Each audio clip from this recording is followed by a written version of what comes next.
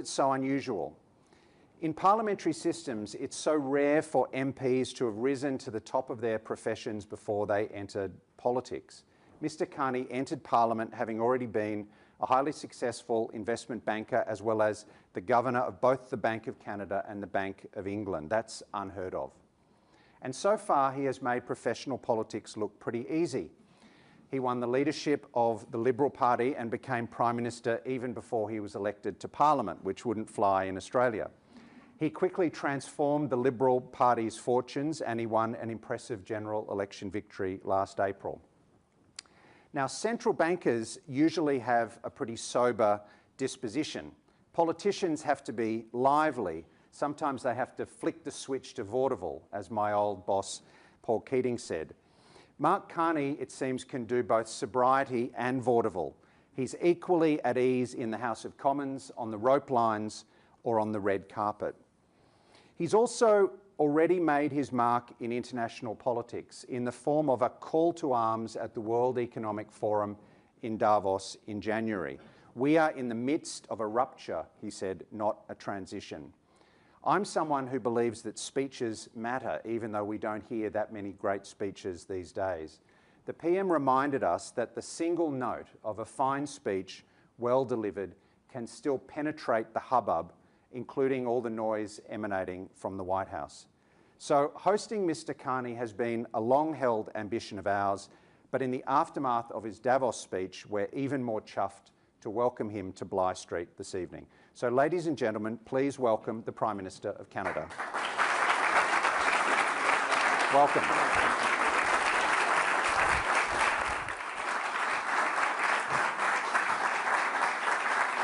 That's fantastic. Very kind. It's exceptionally generous. I mean, Michael, like, what can I do after that introduction? It's incredible. Great. I'm honored to be here at the Lowy Institute. I'm honored to be here in the presence of Malcolm Turnbull. I learned how to move from being an investment banker to a successful politician, amongst other, from Malcolm. How to translate caring about the environment and doing something about the environment from Malcolm, and how to keep going from Malcolm. I learned how to manage risk from Glenn Stevens. Also, a man, have you ever done vaudeville, Glenn? Not yet, there's time, there's still time. There's still time, we'll do that. But no, and Stephen, thank you for your chairmanship. Thank you for having me here, fellow ministers, for being here, friends. Ross, McHugh, and others. It's a great pleasure to be here. This institute, for over 2 decades, has hosted some of the most important conversations about our world's future. That's why I'm honored to be here. That's why I'm grateful for the opportunity to contribute in some small way at this crucial time. And I'll just say at the outset, I'm just going to say a few words in French, and then I will the balance will be in English, but I want to do un petit résumé en français. Alors ce soir, je parlerai de la rupture de l'ordre mondial, de l'impact de cette rupture pour des pays comme le Canada et l'Australie, de l'urgence de renforcer notre souveraineté et de l'opportunité de le faire en partenariat avec des alliés. Nous le savons, le monde a changé et nous devons aussi changer. Nous acceptons le monde tel qu'il est, sans attendre passivement qu'il devienne tel que nous le souhaitons. Et si les puissances moyennes travaillent ensemble, nous pouvons faire plus que protéger notre souveraineté. Nous pouvons construire quelque chose de mieux, de plus prospère, de plus juste que ce qui existait auparavant.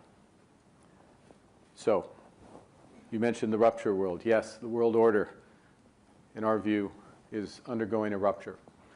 And the old norms of the rules-based international order are being erased, and that new system that will emerge ultimately is yet to be built.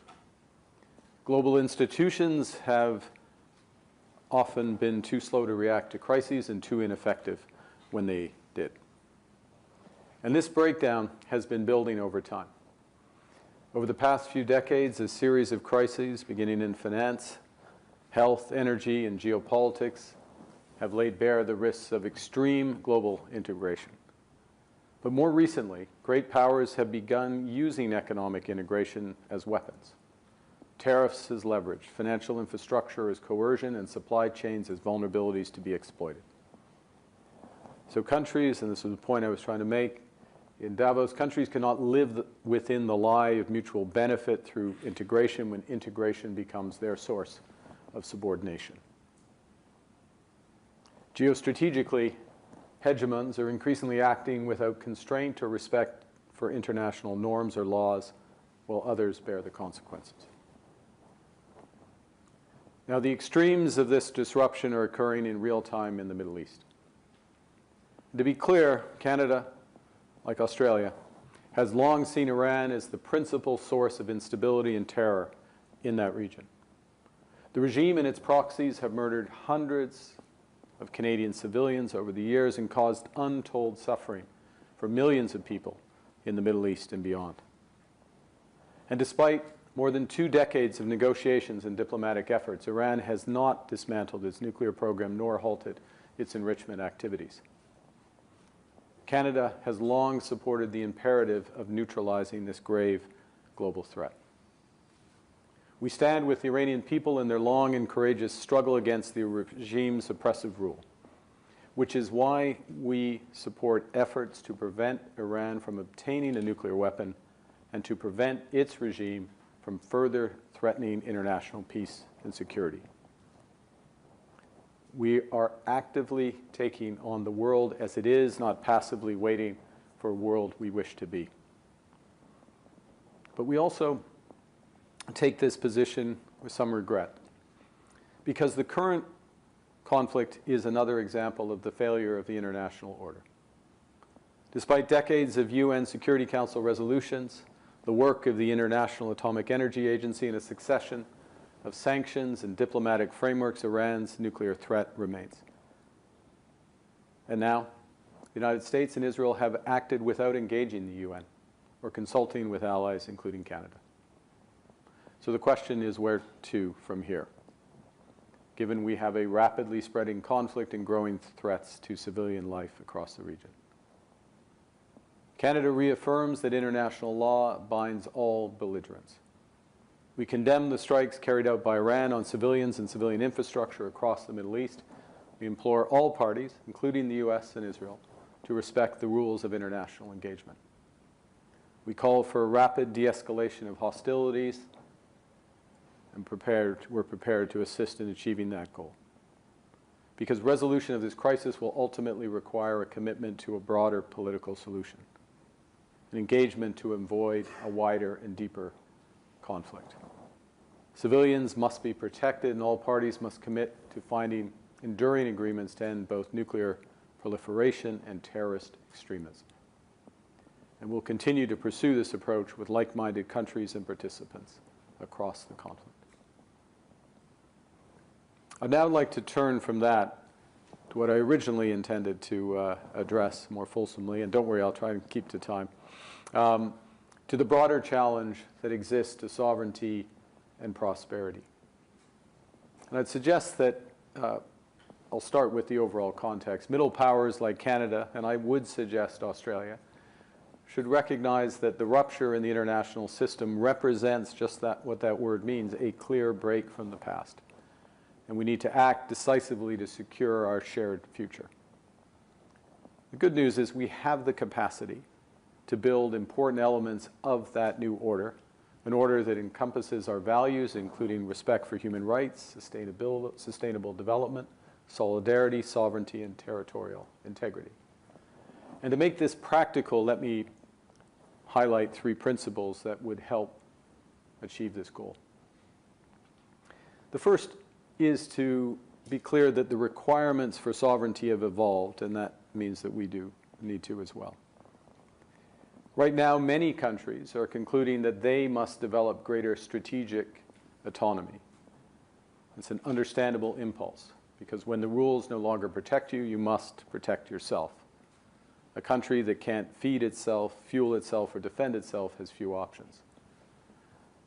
But in the 21st century, the economic security and prosperity of countries extends far beyond food, conventional energy, and defense, as important and fundamental as these are.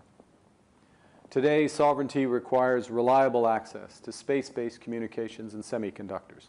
It requires unhindered access to AI, digital sovereignty, critical minerals, payment systems, clean energy technologies, and vaccines.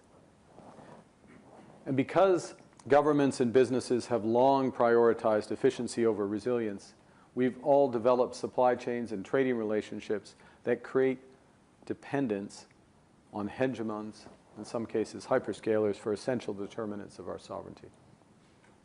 So our strategic imperative, Canada's strategic imperative, is to build sovereign capabilities and resilience in these critical sectors at home, first and foremost, but with trusted partners like Australia, to ensure that integration is never again the source of our subordination. The second point I want to make is that, expanding on that last, which is to build true sovereignty. It can't be achieved in isolation. It requires diversification and partnership. Canada is focused on building a dense web of connections, ad hoc coalitions that work issue by issue with partners that share enough common ground on those issues to act together. In contrast, great powers can afford to go it alone. They have the market size, the military capacity, the leverage to dictate terms. Middle powers like Canada do not. But when we only negotiate bilaterally with a hegemon, we negotiate from weakness. We accept what's offered. We compete with each other to be the most accommodating. And this isn't sovereignty, it's the performance of sovereignty. In a world of great power rivalry, countries like ours have a choice: compete with each other for favor or combine to create a third path with impact. This creates enormous opportunities for Canada and Australia to work together. At a minimum, to limit risk, but really, more fundamentally and positively, to build and increase prosperity and build our collective sovereignty. So for example, as this room knows, Canada, like Australia, has one of the largest critical mineral reserves in the world. We're both abundant in the minerals that are most in demand and most necessary for military and economic strength. We are building, and part of the point of this visit, not this part of the visit, but the broader visit, is to build out our critical minerals alliance with Australia, creating the largest mineral reserve held by trusted democratic nations. So let's give a few figures. Together, we produce more than a third of global lithium, a third of uranium, more than 40% of iron ore. We have a combined, between these two nations, right now, $25 billion war chest to fast-track projects. Globally, we're number one and number two as the most attractive mining jurisdictions in the world. I'll give another example under the control of the Minister of National Defense, Canada's Minister of National Defense. We've just launched our first ever defense industrial strategy. We will invest $500 billion into our defense, our broader defense ecosystem over the course of the next decade. Right now, I'm going to go off script. Right now, oh no, I will. It's too late now. I have to do it. Right now, when we spend on defense, capital on defense, 70 cents of those dollars goes to the United States. You can imagine that that doesn't make sense from a risk management perspective, and it doesn't make sense when you're substantially increasing your expenditure. So a key pillar of our strategy is to build at home, and to partner with like-minded allies such as Australia. We already have one great example, which is the Arctic over-the-horizon radar that we're jointly developing based on Australia's world-leading cutting-edge technology. But many more examples can follow. And given the changing nature of warfare, that means from AI to aerospace. The point is, the nations that invest in their own capabilities across strategic sectors and partner with like-minded allies will multiply their strength to form coalitions.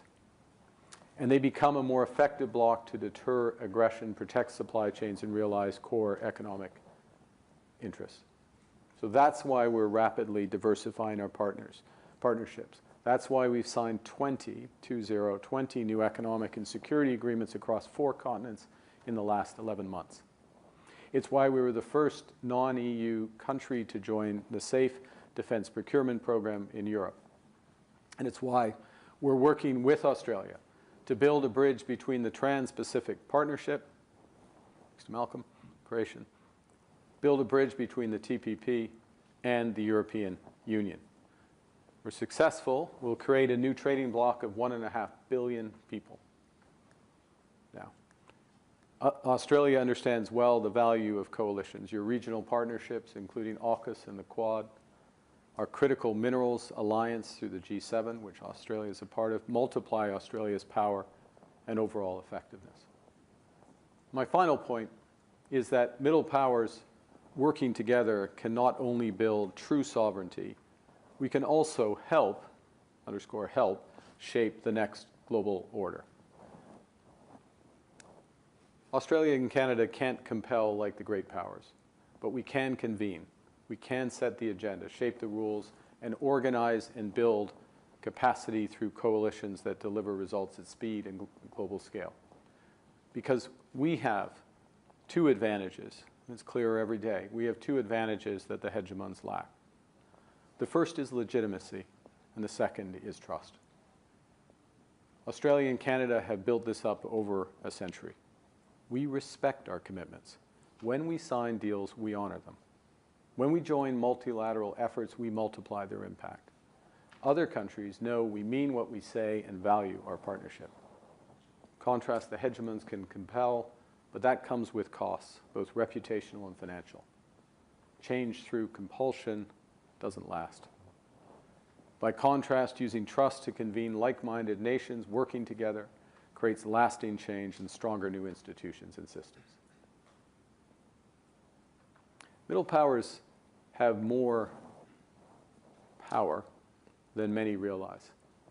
Europe, Australia, Canada, Japan, South Korea. This coalition has a GDP larger than the United States, 3 times the trade flows of China, the largest research and development spend in the world, 62 of the world's top 100 universities, and the largest source of cultural exports globally. If we work together in a variable geometry, in other words, different coalitions for different issues, we can do more than protect our sovereignty. We can build something better, more prosperous, more just than what came before. And our view is that this is multilateral's evolution. It's renewing the international order through new institutions with new capacities, setting the agenda, convening, building a better world. Not all at once, but one issue, one strategic sector, one coalition at a time. Thank you very much. I look forward to this.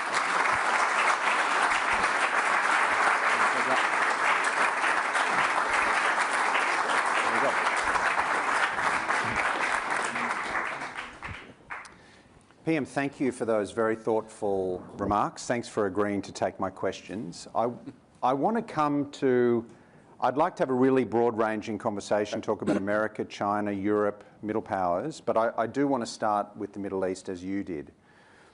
As you said, the conflict has spread in the last few days to the Gulf states, to Lebanon, Iraq, Cyprus, and elsewhere.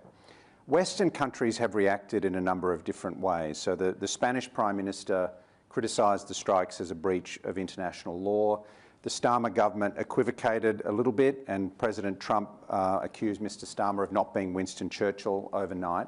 Both you and Prime Minister Albanese have expressed your support for the initial strikes, but it seems to me you've recalibrated slightly today, and you said we take this position with regret because the current conflict is another example of the failure of the international order. So do I understand the Canadian position is you would have preferred if negotiations and diplomatic processes had worked, but on balance, the necessity to prevent Iran from obtaining nuclear weapons outweighs any violence that's been done to the international order? I'd put it this way, which is that the objective of preventing Iran from obtaining nuclear bomb capacity, nuclear weaponry, we support that. We've supported it for decades. And the series of efforts including military, have not yet yielded the result that is necessary for peace and stability in the Middle East.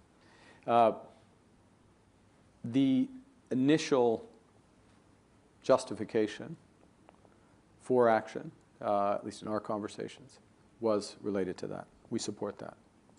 We obviously support at the same time, maybe I should state it, preventing, or ending, I should say, the export of terror through proxies indirectly that Iran has been doing for decades.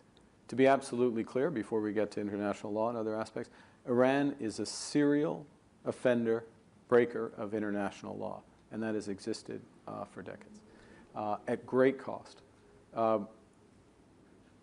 Now, the action that was taken, we weren't consulted on it. There was not a process, a broader process for it. It would appear prima facie not to be consistent or to be inconsistent with international law. It's a judgment for others to make. I'm not a lawyer, let alone an international legal expert.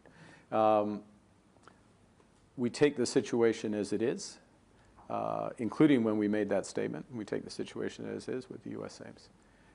As the situation is now, with the expansion, I have to say, a predictable expansion of the conflict. There is first and foremost an importance to re-emphasize the rules of international engagement.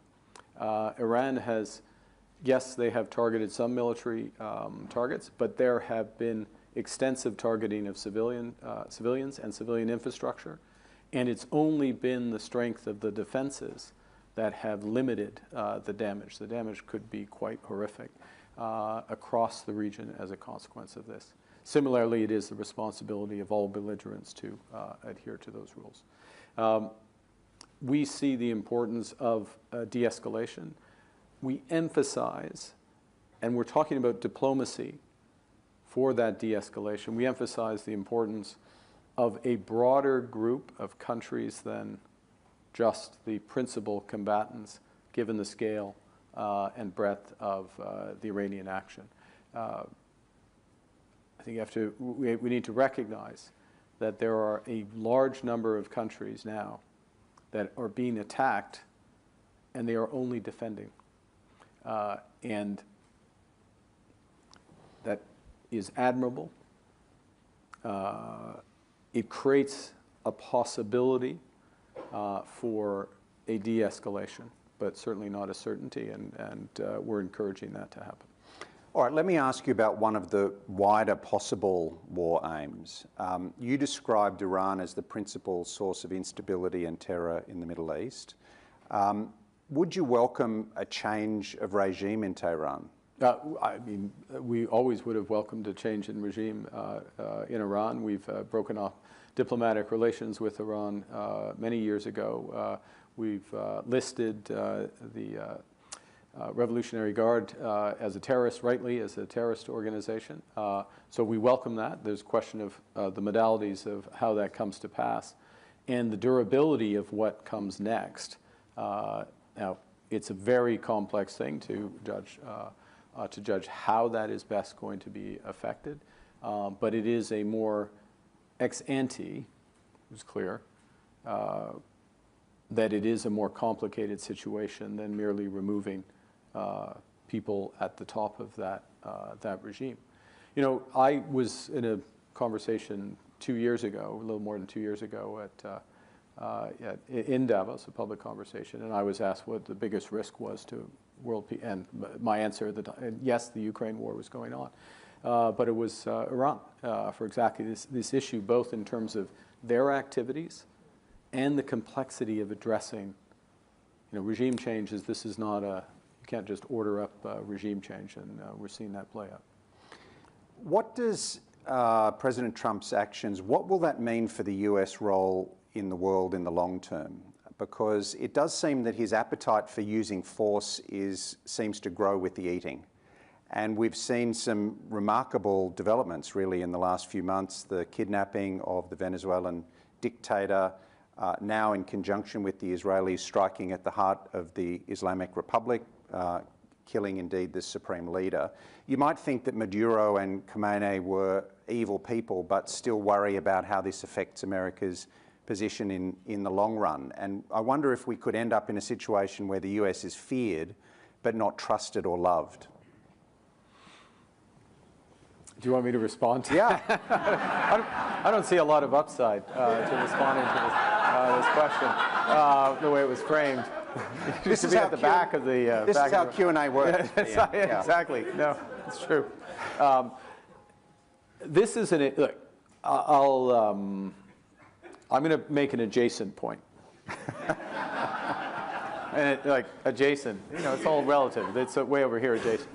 But it's a serious point, which is that in the U.S. use, Chinese use in the case of rare earths, but the U.S. use of integration as leverage, the demand, the use of tariffs to forms of extraterritoriality, not just to have different tariffs, but to dictate or try to dictate policies in countries. It could be in social media, it could be in taxation, it could be cultural policy. I mean, we've seen examples of all this. It could be in terms of the current situation as we've seen in the last 24 hours with respect to certain European countries. It's a form, particularly the charging for access to the U.S. market, that form. It's monetizing their hegemony, said it another way. It's monetizing their current indispensable position in a variety of economic relationships, virtually all economic relationships. You can do that for a time, but you can't do that forever. Because the reaction, and we're seeing it start to play out, is people need to diversify. And also need to avoid becoming more tied into to a country, whether it's China in some cases or Europe, or sorry, the US, that will then potentially use that against you. So it's an analogy that makes it's an implicit response to your very pointed question. We have so many other topics to cover. No, thank you for that. That's somewhat adjacent answer. Look, I think this brings us to the themes of Davos. And I want to ask you about one line in your speech that really struck me. You said, "We know the old order is not coming back. We shouldn't mourn it. Nostalgia is not a strategy." And I just wonder about that, because I agree that nostalgia is not a strategy, but I wonder if we shouldn't mourn the old order. It's interesting. I actually messed up on that. Because it originally was, and I don't know what, it's all down on me, but it was, we shouldn't mourn it too long, is what it was supposed to say. And it's a serious point, because yes, there are lots of shortcomings to the old system. Many of them were fixable, and with acknowledgement and rebalancing of global power that was happening with economically through G20 and others. You could see the prospect of some of them being fixed. So there's reason to mourn it, reason to look back. Not just it's not just Saudade or whatever. When you nostalgia for something that didn't exist. But we don't really have time to spend a lot. My point is more when you're in a rupture. Like, don't wait around. When you're in a war, don't wait around thinking it was better when we were in peace. Like, we're in this situation. What are we going to do? How do we move forward from it? And then, ideally, how do we move forward from it in the most positive fashion, which, of course, is about where I go on to talk and what I tried to talk about today, which is to build these alliances, coalitions, partnerships. All right, well, tell me about that. You had this great line at Davos, the middle powers must act together because if we're not at the table, we're on the menu. But how does this work in practice? You talked about diversification and dense webs of connections, but do countries such as Australia and Canada really have the military and economic heft to hold the system together? The first is it goes around issues. Two things. I mean, the way we're looking at it is, in effect, doing an inventory of where we have strategic advantage and where we are disadvantaged, and how can we build partnerships around, what can we do to, in that strategic stack, which goes everywhere from food through to space, I guess, food through to space in our judgment. Where can we build partnerships that are going to help, or around issues? Now, the variable geometry point, I'll just make it, again, an adjacent point, but this one might be slightly more closer to what I'm about to say, which is that this also holds for global issues such as a Coalition of the Willing, Australia and Canada both a member of that, which provides military humanitarian aid effectively to Ukraine, but very importantly will provide the strategic backstop, security backstop for once there is any peace, when there is peace, I should say. And that's quite powerful. And that is a ad hoc grouping that's formed. And that grouping, by revealed preference, partly European by geography, but also revealed preference of those countries who most value sovereignty and territorial integrity and democracy, basically. And you have countries from Iceland who, you know, with all respect to Iceland, is not making, you know, they don't have a military, so their military contribution is modest, to say the least. But anyways, I'm getting slightly off topic. But the point is, there's issue-based coalitions. Coalition of the Willing is an example. Then there are almost coalitions or partnerships of necessity for countries that are trying to increase their strategic autonomy. Looking at where, as I say, where we have strategic advantage, where we have shortcomings. What's an example? The easiest example is in critical minerals. We're both very strong in that. What we need to do, not just develop the minerals, but develop them with whom? Who are the buyers? Who are buyers that add to our diversification and resilience as a consequence of that? Because we don't want to be in a position where we have one buyer, and certainly don't want to be in a position where we have one buyer who is building a track record of holding people up. So that's one area. I think you look at another area, which will be part of the discussions here around space, satellite communications, the various frameworks there, where Canada, Australia, Germany, France, Luxembourg, to some degree, interestingly, have complementary expertise, are at different phases of advancement, actually can pool and create quite robust space-based communications that, again, under the control of the Minister of National Defense, are crucial for that, but then have civilian application. That's something we can do together. We can't do, or we can't effectively do, or rapidly enough do as individuals. So that's the idea. So it's not that what the speech was not, and the solution is not suggested, is middle powers of the world unite. You know, we're going to get some new grouping, and we're all going to be together, and everything's fine. It's not that. And the dense web of connections, last point, is that, you know, you have different partnerships, different coalitions, depending on the issues. And and that creates some redundancy in who are your friends, who's aligned, how costly it is for people to defect from coalitions under pressure from others. I mean, it's a multi-layered. It's not a game, but it's a multi-layered game if you follow game theory. But that's basically what we're doing. One person who didn't seem to like your speech to Davos was President Trump. I'm sure that's not because you got a standing O, and he didn't. His was bigger. His standing ovation was bigger. Let's be clear about that, and let's not. Well, that's interesting, because that goes to what I want to ask you, which is your system for dealing with President Trump. Every leader in the world has to have one, and we watched your first meeting with President Trump. I think it was 8 days after your election, and the deftness was pretty impressive. I was struck, you know, Mr. Trump was talking about making Canada the 51st state, and he said, I'm a real estate developer, and you look at that artificial line, it doesn't make sense. And you said, Mr. President, as you know from real estate, there are some places that are never for sale, like the White House or Buckingham Palace. So you kind of managed your way through there in a way that a lot of other leaders haven't managed to do. So what's your game plan for managing Mr. Trump? Wow, okay. Look at the 21 minutes. going to be able to swing that, stretch this out. It's time for another adjacent answer. Exactly. No, the game. But look, I think the first thing is one, respect, but not obsequiousness. Right? He's president for a reason. He's had success in other areas. He's eminently, elected twice. You would say elected 3 times. He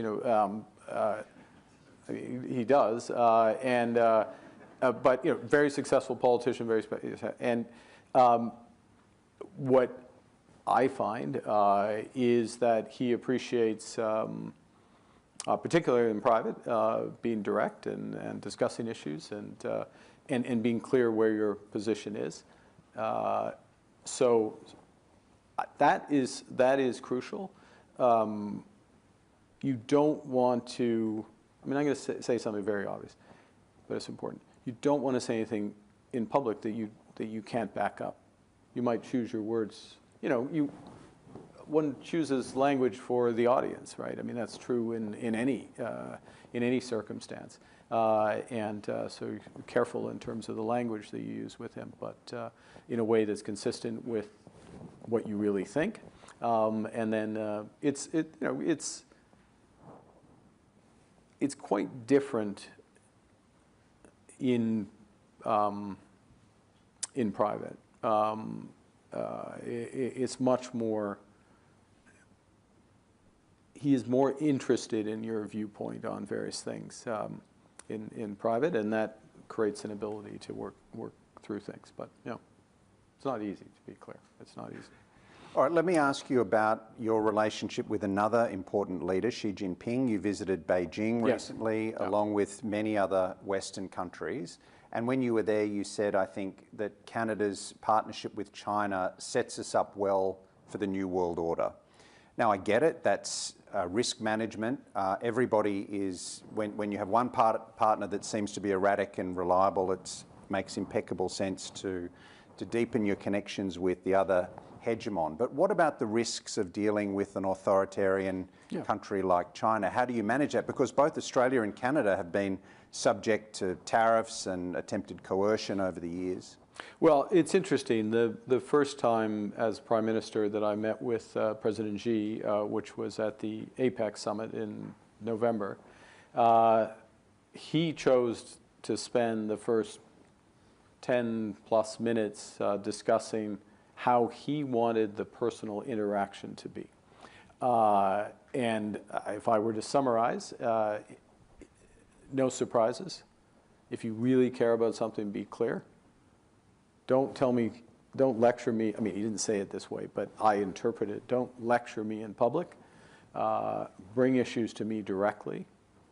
Then, I mean, there is some recognition, obviously, the responsibilities of democratic leaders to be transparent in public, but don't start in public and then try to backfill. So, so that's the first point. The second thing, I would say we take from Australia a number of lessons in terms of how to engage with China, which are consistent with what he chose, that interaction, which is to be very clear about where we're looking to cooperate and where we're not.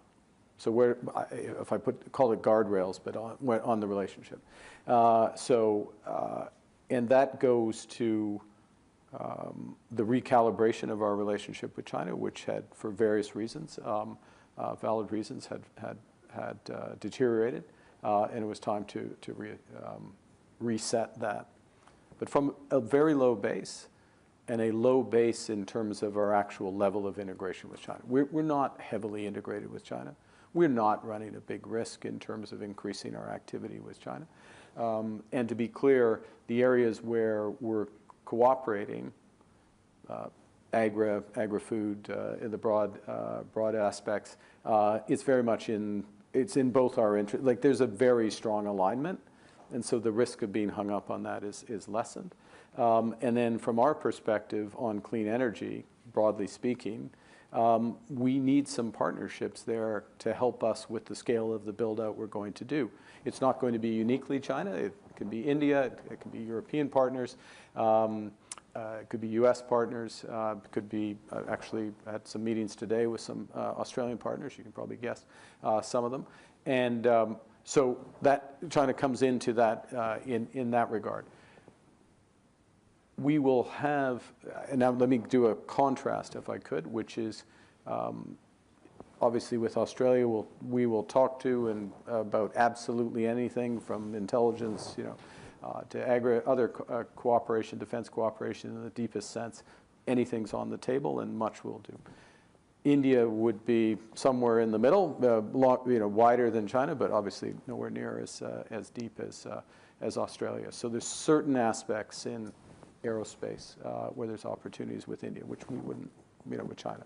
Certain aspects around, actually there's more than certain aspects, there's a variety of aspects around AI where we would cooperate with India, in part because, to go back to the way we're approaching the world, we need to build resilience in AI. That doesn't mean we're default wholly reliant on hyperscalers as strong as they are.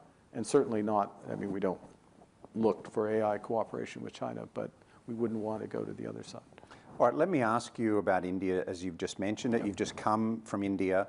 In the past, in the recent past, Canada's had a fraught relationship with India. You're looking to change the terms of it. Tell us a bit about Mr. Modi. He's another one of these big figures that is dominating international politics at the moment. You've just spent a couple of days with him. What was your assessment of him? Well, look, the guy he's unique, I would say. 25 years, I was telling Glenn Stevens this, 25 years, and he has not taken a day off. 25 years straight as either chief minister in Gujarat or prime minister, not one day off. Every weekend he is out, like you, Francois Philippe, every weekend he's out campaigning. He gets 250,000 people at his rallies. You get 25, but that's okay.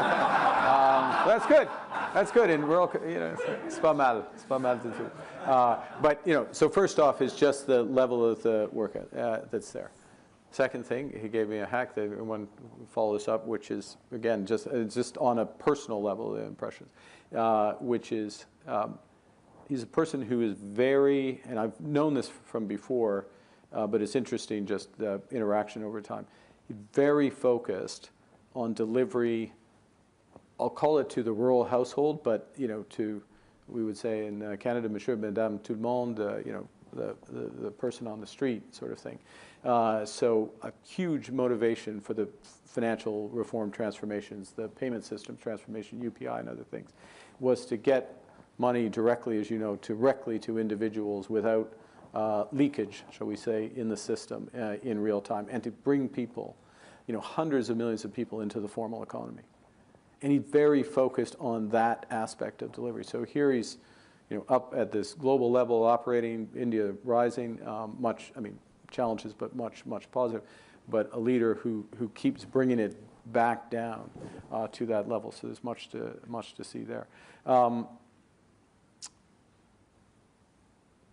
He didn't say this, but I could see him saying this, and any Indian leader saying that, talking about the hegemons using their authority, the rules-based order, all that stuff, the sort of thesis that I've been outlining, their attitude would be, well, what took you so long to figure that out? We've been non-aligned since regaining independence in 1947.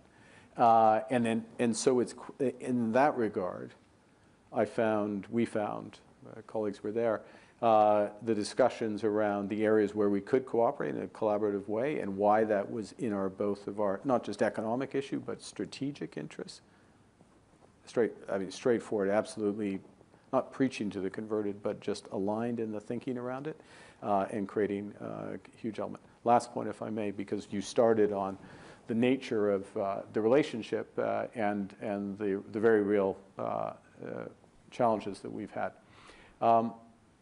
There is an issue with a number of countries that affect our countries said different, and there are different aspects of this: foreign interference, transnational repression, cross-border security issues. We are much more aggressive on the, much more cognizant of these issues, much more aggressive on these issues. And the way we look at it is our approach is vigilance and engagement. And vigilance is having the right laws, having the law enforcement, monitoring for this, addressing it, calling it out, addressing issues when they come up, protecting Canadians in our case. But at the same time, having engagement with these countries so that we can have the security dialogue, so we can go directly to the individual, so we can call things out and start to address them, because vigilance alone isn't going to be enough. And so we're moving, we've made a lot of progress in the last 11 months with India, both economically, but also in the broader security relationship. More to be done, without question. Another leader you've had a lot to do with is President Macron of France. Yes. You will have seen he gave a speech this week where he revised France's nuclear doctrine. And in his speech, he said, to be free, you have to be feared. To be feared, you have to be strong. Do you agree with that? Do you think that in this world that countries like Canada and Australia need to beef up their defence expenditure, make their militaries more lethal? Well, okay, so that aspect, the way you ended the question, yes, is the short answer. And we're doing it. And just to put some numbers on it, we will double our defense expenditure starting from start of last year to the end of this decade. So literally double in dollar terms. We will, overall, we will get to, as per the NATO definition, 5% of GDP by 2035. I'll be clear that, and this is a relevant point for cooperation, there's a 1.5% of that 5%, percentage points of the 5%, is so-called dual use. So it can be an AI, cyber, other resilience-related dual use ports, things like that. And we need to do that. Look, we have a NATO commitment. We've made that commitment. We'll move towards it. We're not going to spend money on defense just to spend money on defense. The issue, the challenge is for us, or the reality is a better way to put it, is that we had a long period where our geography and candidly, and this is a challenge that President Trump has put, and he's right about it, where we had both because of geography and reliance on the U.S., had underinvested in defense. And so now we're catching up to that and supplanting that and making decisions around that. Do I think we need to be feared? I mean, look, it was great. I mean, it was great Gallic flourish, and imagery was fantastic. We need to have a deterrent. I mean, it depends on your definition. I mean, you need deterrence without question. And it needs to be costly to impinge on our sovereignty in the, potentially costly to impinge on our sovereignty in the Arctic, in cyberspace, in space. Yeah. All right, a couple more questions. Let me ask you about the United Nations, because the UN has always been such a big part of Canada's external relations. But when it comes to contemporary conflicts, whether it's Ukraine or the Middle East, it seems like the United Nations is nowhere to be seen. And I think back 20 years to the time of the Iraq War, and Kofi Annan was really quite close to the centre of global action. I don't know if these days too often world leaders have to say, you know, what does Antonio Guterres think about this issue? What's wrong with the United Nations, and how can it be fixed? It's a deep question, and just to give you a sense of how closely we hold the United Nations in our, not affection, but in our thinking. Literally my chief of staff was our permanent representative. I guess you weren't that permanent representative at the United Nations. So we did a great job.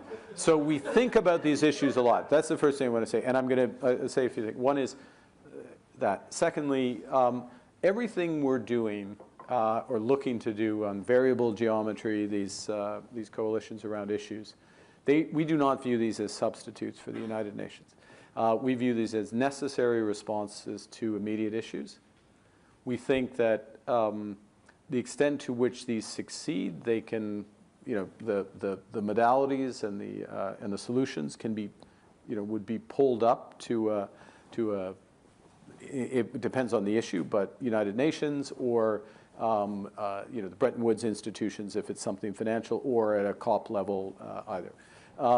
So it's important to really emphasize that, and I'll give you a precise example, then come back to UN. The bridge we're trying to build with Australia between CPTPP and the EU, I mentioned it, that's effectively going to be under WTO. It's going to be a modernization of WTO rules, which proves the model, or at least we think will prove the model, and as if and when WTO is, and I saw Ngosi's picture on the way in, so full respect to her, but as all powers engage with the WTO is the right way to do it, then that can be, those solutions can be pulled up.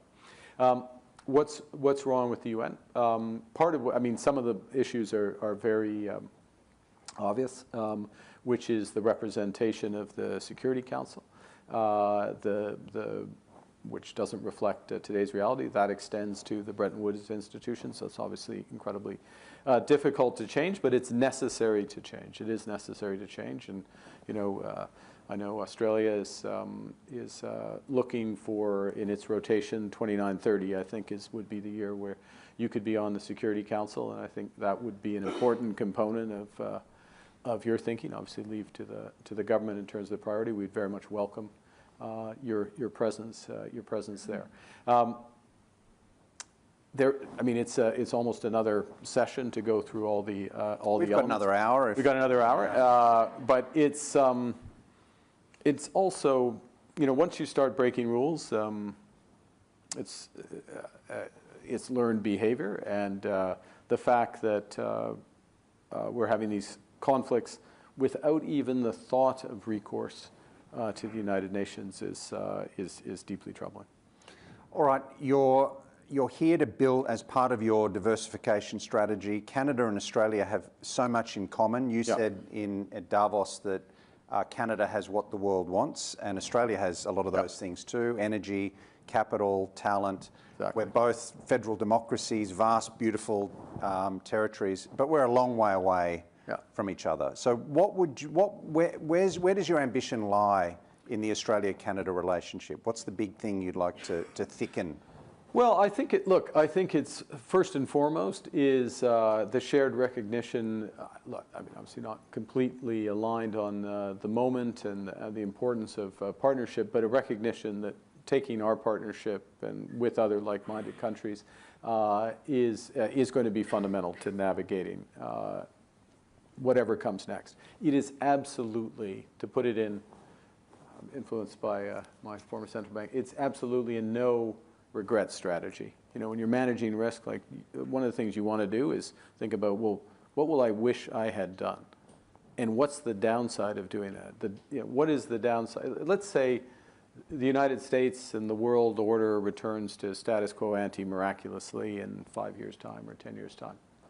Well, is it going to be a bad thing that Canada and Australia have deepened our defense partnership, working together on AI, working together on critical mineral? No. Those are positive.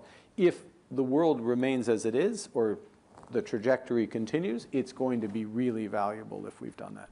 So I think the first is recognizing strategically the value of this. That's one. In terms of the specific examples, I don't want to fully scoop, and we still have to meet with the cabinet and finalize things, but I think what you'll see in the next 24 hours will be, I'm hopeful that we'll see a series of agreements that point the direction of what we see collectively as the priorities for building that partnership. All right, last question. We've got both central bankers and prime ministers in the audience. You're the only one who's done both jobs. What's similar between them? What's different? Who has more power and who has more fun? Wow. Okay. What's similar? Taking big. These jobs, you take big decisions. And the decisions. The difference is the decisions in general, absent financial crises, for central bankers are more structured You kind of know when you're going to make the decision. You basically know the information you're going to look. It's decision-making under certainty, but there is a structure to it. As a prime minister, it's many more decisions, much more diversity, much less perfect information. I'm looking at Malcolm, right? And there's less structure. There is another big difference, which by definition in the job, there is an ability to lead, that is part of the job, is to lead and set the agenda in a way you know, I was an ice hockey goalie, as you may know. So you're in an ice hockey goal, you're reacting to what's going on. You're more the center forward. I'm not going to. You're more the center forward, the center to keep my hockey analogy. I should be doing Aussie rules football and yeah, exactly, a cricket. How's it going, by the way, in the T20? Good, good. Yeah, looking forward to playing you. Okay, we've been sandbagging the whole way. We're going to really surprise you. But you know that's the job and the ability to lead and help to set the agenda and catalyze this. And who has more fun? Well, boy, the dinners at Basel were. I mean, they were crazy, right? Very good wine. Yeah. Go on, tell the story. Tell it. Well, okay, this is a long time ago. In fact, it was 2 weeks into the job at Governor of the Bank of Canada. It's February 2008. And I go there, and Bear Stearns is collapsing. It seemed like a big deal at the time. In retrospect, it was like, there's nothing, but it was a big deal. And we had to decide, because Asia, typical Asia was going to open.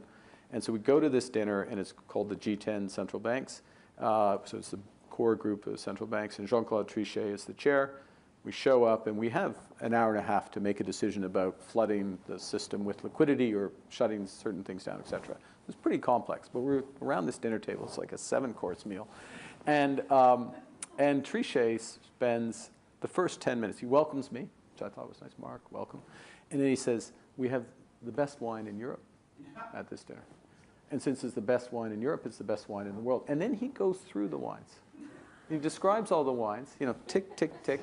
And he's like, well, have this one, but, the Pinot Gris. And I'm like, fuck. And then he finishes it, and he says, okay, listen, we have an hour. And he says, okay, we have to decide, because the politicians are useless, basically, as he says. And if we don't decide here, all is lost.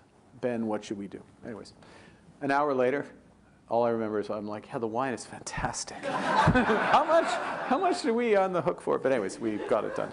So yeah, the central bankers have a lot more fun, and we're working all the time. No fun, no rest. Right. No rest for us. Well, PM, I've had a lot of fun tonight. You mentioned no wine, but a lot of fun.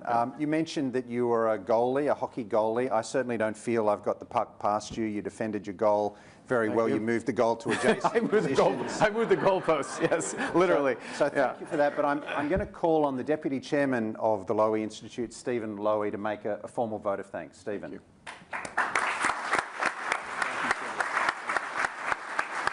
Very good. Very well done. Thank you, Michael. I didn't realise there'd be such humour in the room before I was about to get up here. But on behalf of, first of all, I'd like to thank all the audience in the room. And there's a very big audience on TV and also on the webcast. Prime Minister, on behalf of my father, the chairman of the Lowy Institute, as well as the board, many who are in this room this evening, I really want to thank you for your address and your comments with Michael. As you said in your opening remarks, we have had many world leaders come through the doors of the Institute over the more than past 20 years. But it's really a privilege and a red-letter day to have a leader with your stature join us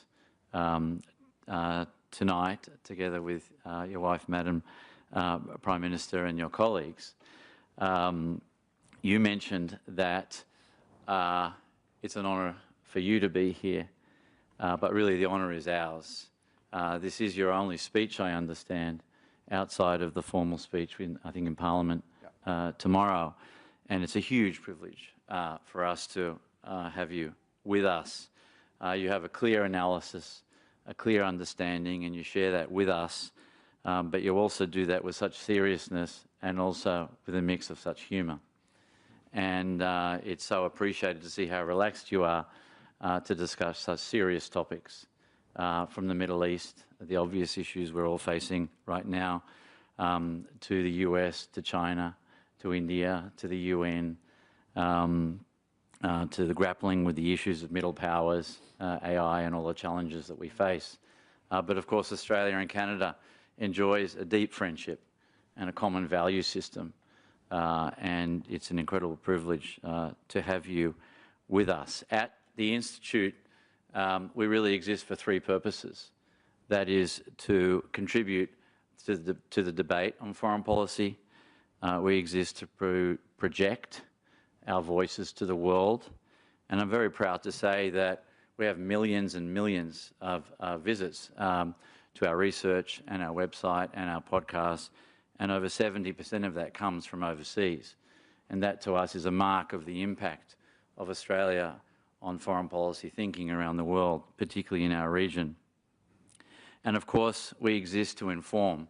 And I think tonight, anybody that's been exposed to your speech and your presentation with Michael would feel much richer for it and have a much better understanding of dealing with the immense complexity, particularly geopolitical complexity that we're dealing with today. You have the knack of defining it and explaining it in such a simple way that we can understand it. And these are very complex issues. And clearly you have a deep understanding, a deep intellect, and you seem to be, in an Australian sense, a great bloke. And we appreciate that very much, and we appreciate you and your colleagues. You've also come here for business, and you've brought with you the Canadian pension industry. At our previous business at Westfield, we had a very deep relationship with CPPIB.